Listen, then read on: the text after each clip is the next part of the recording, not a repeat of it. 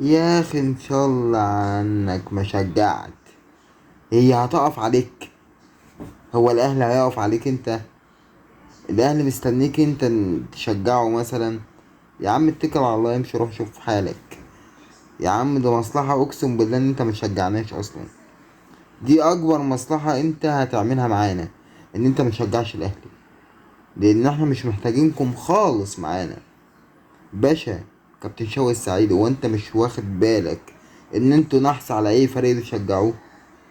خلي بالك من مصلحة الاهلي ان انت تشجع دايما، او انتوا كزملكاوية تشجعوا دايما الفريق اللي بيقابل الاهلي. من مصلحتنا احنا والله، انت مش مصدقني؟ والله وانا عاتب على كابتن معتز اينو في نقطة كده. انت طالع وسط مين ومع مين؟ انت قاعد القعدة اللي انت قاعد فيها دي مع احمد جمال، اللي هو المذيع الزملكاوي اللي كلنا عارفينه وعارفين تاريخه.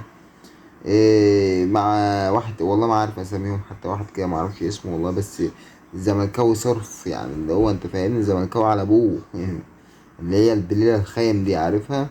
انت قاعد وسط قاعد، حتى لما بيتكلموا حد ولا بيجيبوا حد على التليفون بيكون كابتن شوقي السعيد. يعني انت متخيل الليلة اللي انت فيها؟ ده مش مكانك، اسمع مني، والله ده من مكانك. ايه اللي موديك انت وسط العالم دول يا عم؟